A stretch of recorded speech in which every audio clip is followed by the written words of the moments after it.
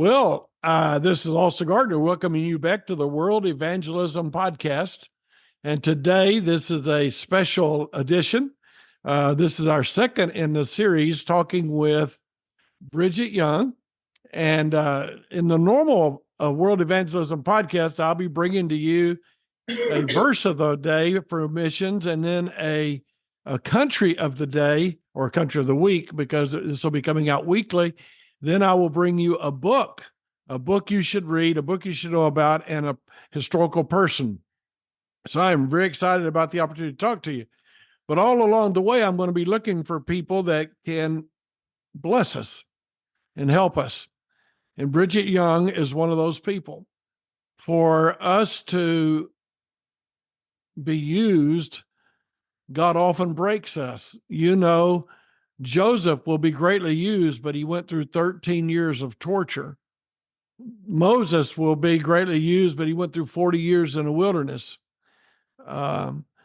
If you go through the Bible over and over, you'll find David ran and hid in caves, even knowing he was supposed to be the king.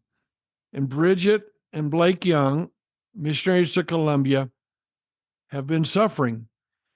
But I'm pretty sure their suffering has had a major purpose, and it's to help you. That's what I want to do. I want to help you, and I want to help you by bringing to you people I know have a great message. And I hope you'll listen. If you didn't hear last week's podcast, I hope you'll go back and get it. And if you did, I hope you'll share these to other people. So I am glad to welcome you, Bridgette, once again. And I was frozen in our last session. We're still in the same clothes because we're just recording these back to back. But Bridgette, you want to just kind of introduce yourself again and tell people a little bit about who you are, and then we will continue our conversation. Okay. I'm Bridgette Young, and I'm married to Blake Young. We have a 4-year-old daughter named Willow. And I don't know, some of you just saw his head. This is Tank, our dog. Sorry, he's interrupted this meeting. I thought you had golden, wasn't that, or that, who had the golden retrievers? That was you. We did in Colombia, yes, sir. Yeah, she was too big and too expensive to move countries, so we got a small, movable size pet now. He's that's a major change. That's a major change. You know, as we were ending our session last time, you were talking about how you had been angry at God. Mm-hmm. And my son, one of my sons was unable to have children for almost 9 years. And in a message somewhere, he preached and said he had been angry at God, and he got ripped. The pastor was upset. The church, he said, nobody should ever be angry with God, which is really not very true and not very smart. Realistic. And I think it's somebody that may not have been through some hurt. So I know that it's a repeating a little bit of what you've already said, but some people may not have heard last session. So why were you angry? So my husband and I lost 2 children through ectopic pregnancies. And our first loss, we had been told we had miscarried. And then a few weeks later, we found out I was still pregnant and the baby was still alive, had a strong heartbeat, but I needed to go in for emergency surgery that same day because the tube was beginning to rupture. A year and a half later, we got pregnant again, another ectopic pregnancy, and that one resulted in losing my second tube and the ability to have more children. So it's a lot to have to carry and process and deal with, especially being on difficultation and moving to a field to start language school and, you know, just normal life that you're going through on top of a deep grief like that. And that definitely put me in a very a dark place and a lot of anger, sadly, for a long time. Let's just briefly define a couple of terms. What type of pregnancy and what's that mean? So an ectopic pregnancy is when the pregnancy begins to attach and grow. I can't think of the technical term right now, but it attaches to somewhere outside of the uterus. Usually the most common place is in the fallopian tubes. At some point in the tube, the placenta attaches and begins to grow outside of the uterus. And it always ends with either the baby passing or them having to give the mother a chemotherapy shot, or removing of the pregnancy and or the tube, because the pregnancy cannot grow without the mother, at some point, it rupturing and hemorrhaging. So if it is not caught, it can be deadly. So I would imagine in some foreign countries, that don't have as advanced a medical attention, or people can't afford it, the woman might be hurting and not get help and end up dying. Is that fair? Oh yeah, for sure. I mean, if it can happen in the United States where we're supposed to have really great healthcare and it can be missed even with our technology and women die every year from this, it definitely, I'm sure, happens in other places. Okay, and then you mentioned the word deputation, and for those listening that aren't acquainted with that, that means the period of time when you're raising the support to go do the work that God's called you to do. So you lost two children, and but you named them. Why don't you tell us that? Yeah, so our first one we named is Callan Vision Young, and our second one we named Anaya Oak Young. And with both of those, my husband chose the middle names, and I chose the first names. Callan is just a name that I've always liked. It has no significance or meaning whatsoever other than I just like the name. And Anaya, though, actually means God has answered. And we chose that because God clearly gave us an answer that yes, he was giving us the children we asked for, but his answer was no. You'll only be able to raise them for the amount of weeks that I was able to carry them. And so that's why his name has a little bit more a meaning to it. Okay, I'm going to ask some questions that might be a tad uncomfortable, but I think it might help you help others because that's what you're doing. And that's why you wrote the book. What's the name of the book? Exactly. The name of the book is Lost in the Gray, and the subtitle is Breaking the Silence on the Struggles of Infant Loss and Infertility. So, how low did you get? I got low enough to where I was sitting in my closet one day trying to put up laundry that had probably been sitting in my room about a week. And I was sitting on the floor, surrounded by all these clothes to put up, and I just had the thought, Lord, I just want to die. I can't do this anymore. And that scared me when I realized I was at the point where I just don't want to wake up anymore. It was just too heavy. And this was even before our second loss. Before our second loss, my husband took me away for kind of like a mini sabbatical on the field. We went to the coast of Columbia for just over a week. We had some dear friends keep Willow because I had kind of reached a breakdown, like a mental breakdown almost, if I could put it that way. Because I had just started therapy to process Callan's loss. All of, the way we lost him was extremely traumatic and it was a lot to handle. Plus in language school, that's a lot to handle too. So my body just did not handle the stress well. So we went to the coast. I sat on the beach for about a week just to pray, to listen to worship music, to try to read a book about, the book was about, I can't remember what the book was about now, actually. I don't think I read much of the book, but it was just the time to process it and grieve. But we were on the third floor of a hotel room, and I had one day, and the windows didn't have any type of like guard or lock or balcony. It was just you open the window and you could just step off. And I had one night where I really wanted to just open the window and just step off. And I really considered it. But the only thing that stopped me was no, I was like, no, I can't do that to my husband. I cannot let him see his wife die this way. And I didn't want my daughter to raise up to grow up without a mother. And I really think God kept putting those thoughts in my mind and thinking, nope, you have to think about Willow. You have to think about your husband. You still have a purpose. And that's what kept me in that room that day and kept me, nope, I'm going to fight for this. I'm not giving up yet. And even if I feel bad all the time, I know God has purpose for this. And that little tiny sliver of hope really kept me going and is what brought me to the place to trust God again, to allow us to get pregnant again. And then after our second loss, instead of returning to the promises and the progress I had made and seeing what God had done in my life through Callan's death, I put God back on a shelf and I said, nope, I'm done. It's hurt after hurt. It's no after no. And I'm tired of it. This isn't fair. I got extremely negative. One thing that was also very difficult was we took a 4-month furlough, emergency furlough after our second loss. To take time to grieve, to get help, to get rest, because we did not do that after our first loss, and that was really detrimental to ourselves, to our marriage, to my emotional health, physical health even. But at our home church at the time, there was a young lady who was the same amount of weeks pregnant that I would have been.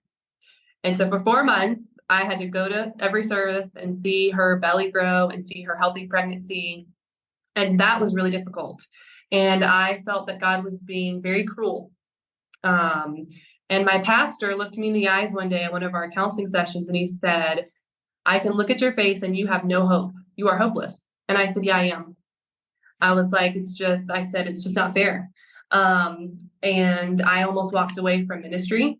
I almost walked away from my marriage. There was one day that I told Blake to pack his bags and leave because I was so angry and upset at everything. And my poor husband got the brunt of it. And I took it all out on him because I forgot that, he was grieving too.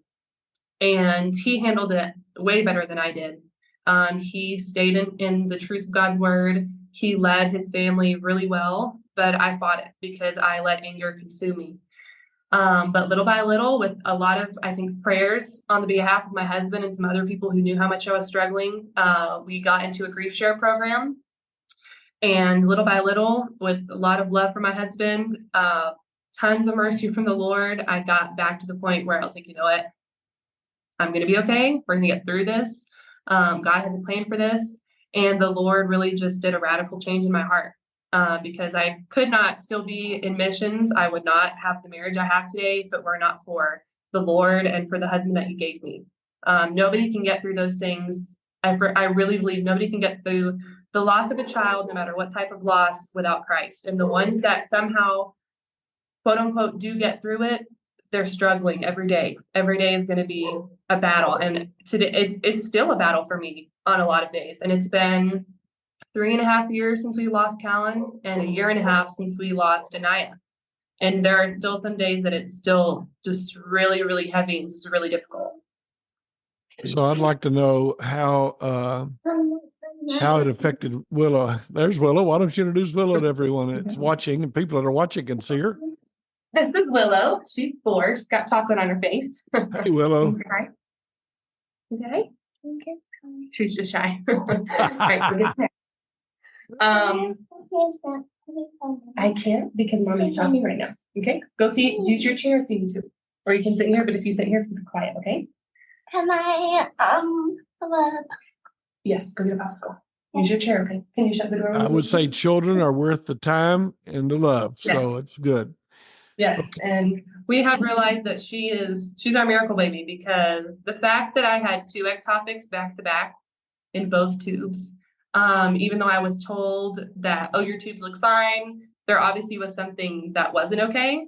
And so for the Lord to be able to give us a healthy pregnancy the first time with Willow is, she's definitely our miracle. And we are so thankful for her.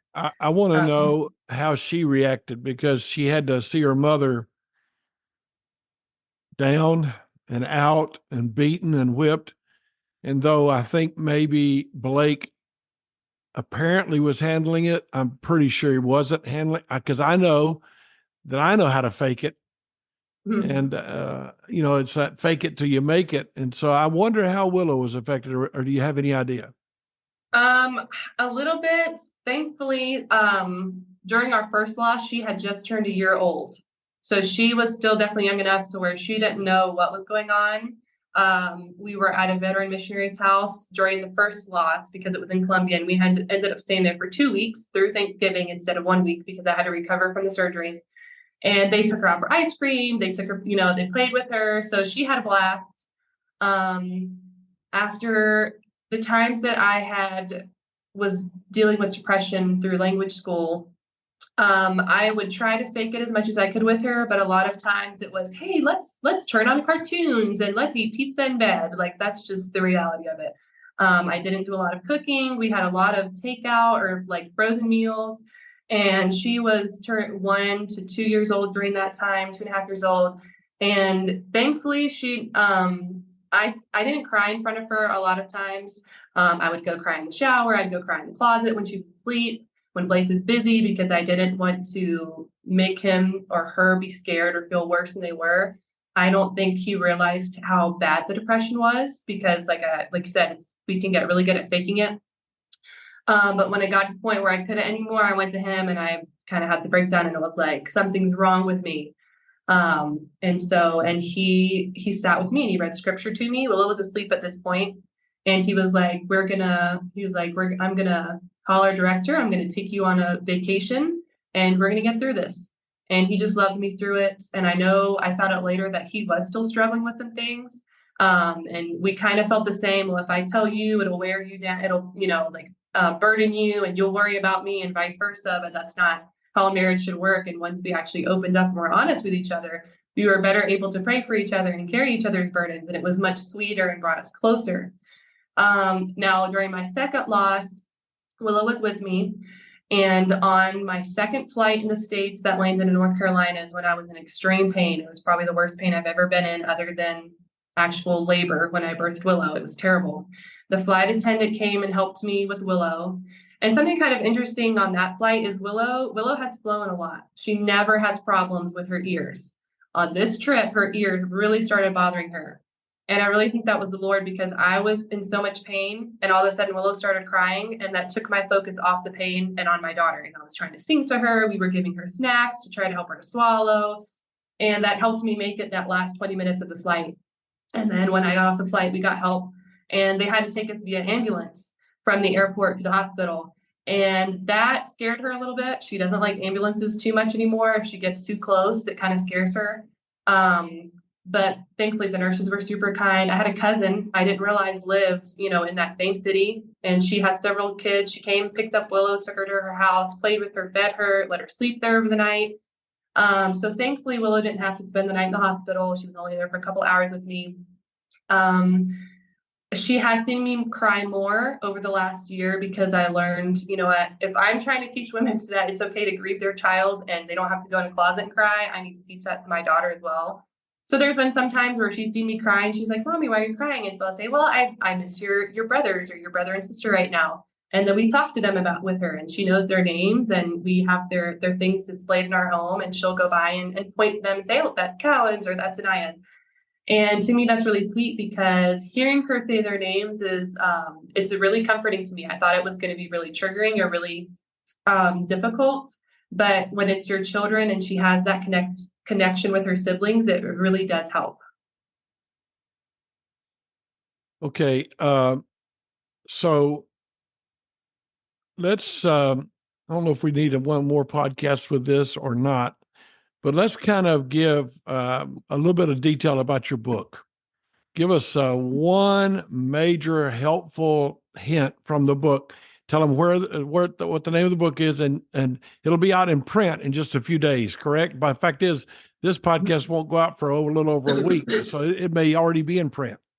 Yes, so the book will be out on paperback, available for purchase on Amazon on March 30th, which is right now. It's this Saturday coming up. So by the time this podcast is out, it will be out on Amazon for purchase. And I'll put a link to that in the notes under the podcast and under the YouTube, so that you can go buy your own copy, and I hope you will.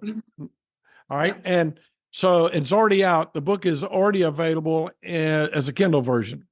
Yes, for ebook Kindle version. Mm-hmm. Okay. And so you can get that. And so, but those notes will be in the notes in both of or all three podcasts, whatever we end up doing. But let's get one great truth. Just preach to us. You've been doing a pretty good job of preaching. Go ahead and preach to us one of your truths. I'm probably talking too much. There are several things in the book that are really good that I didn't write. One thing that What do you mean you didn't write? So I had two people, actually the two people I went to for counseling and grief therapy, they contributed to the book. There's a chapter I call it the T word, because in Christian circles, nobody wants to talk about therapy. And I'm not. We should stop let's stop right there. Okay. So it's a bad thing to get therapy in most Christians' minds, but truthfully, it's not. Go ahead. Why don't you explain that part, then explain what's in the book? All right. So the T word, referring to therapy or getting professional help. So I negated the fact that I had been through a traumatic experience from our first loss. And when I started getting professional help through this gentleman, he's a retired pastor, he's got training now. A friend recommended him to me, and I was like, okay, I'll give it a shot. And I went to my husband and I was like, this person told me I need to go to therapy. Can you believe that? And my husband goes, I think that would be really helpful for you. And that really surprised me. I was like, and I was really embarrassed by it. I didn't tell my family for a long time. I didn't tell any friends. It was just my husband and the person that recommended it and the person that was giving me the therapy. And so I'm talking to him and he says, do you realize that you've been through something that's very traumatic? And I said, no, I'm not a trauma victim. Like, I'm a Christian. I can take care of those things. Traumas for soldiers with PTSD, people who have been through really, really difficult things, And in my mind at the time, I was dealing with a lot of guilt because of the circumstances surrounding our first loss. And I thought, no, I had to choose to do a terrible thing that no mother should ever have to choose. I had to choose between my child's life and mine. And that's just very backwards in my mind. That's not how, the cycle of life is supposed to go. Mothers should sacrifice their own bodies for their children, not the other way. And it took me a while to finally come to terms that, yes, what I did go through was traumatic. There was very deep trauma I had gone through, and it made it for a very complex grief that I had to deal with and break down that I'm still honestly, dealing with and going through. And that's okay. But sadly, a lot of Christians are taught that it's almost like this mindset that we're immune to trauma, that we're immune to those difficult things affecting us. Or we're supposed to handle it for sure. Yeah. Why are you complaining? Why are you whining? You're supposed to be praising God. Exactly. And that's really not, yes, we're to praise God no matter what, but we're also supposed to grieve and take time to mourn. What does it mean? What does it mean to grieve? Because we'll probably have to do another podcast, but you also have a grief journal. Yes. And so, you're going to help me grieve through whatever loss. Is that correct? Yes. I set up the grief journal so that way it's not specifically for infant loss or infertility, but anybody can use it. And I looked for grief journals myself, but I wanted one that fit me specifically. And then I thought, well, maybe this will help someone else. So for me, a big part of grieving was learning how to process my emotions, but not letting those emotions control me so I could still live in victory. Yes, I needed to face the trauma. I needed to deal with the grief, which can be in forms of, you're sad, you're angry, you're frustrated, you're depressed, you're stressed all the time, going out and dealing with triggers that you see on a daily basis. So I have a section that says, today I feel like, it said something about feelings. And so there's a thing I feel angry today. I'm frustrated. I went to the store and saw a lady with 3 children, and all of them were the same ages of what my children would have been.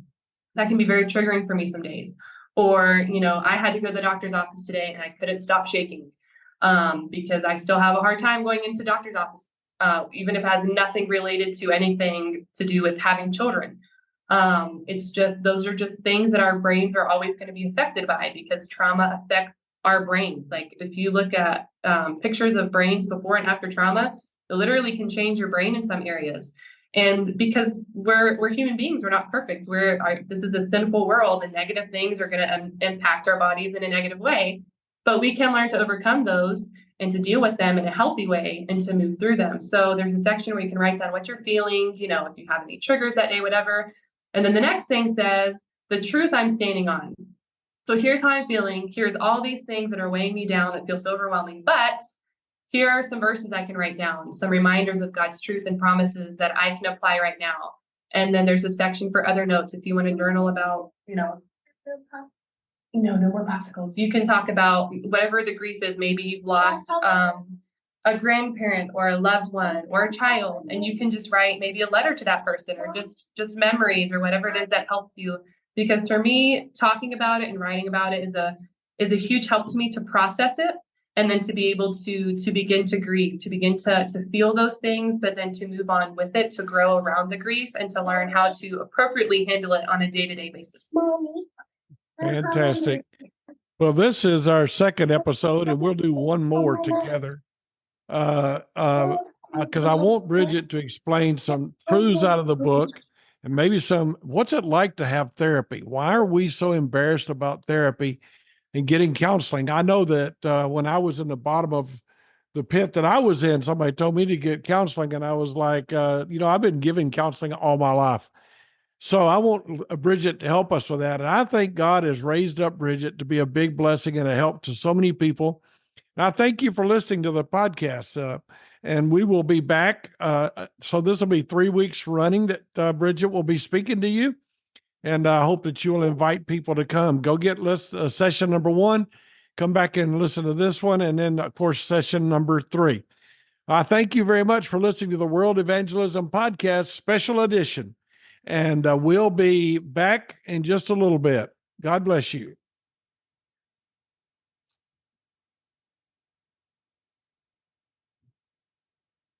Excuse me. Well,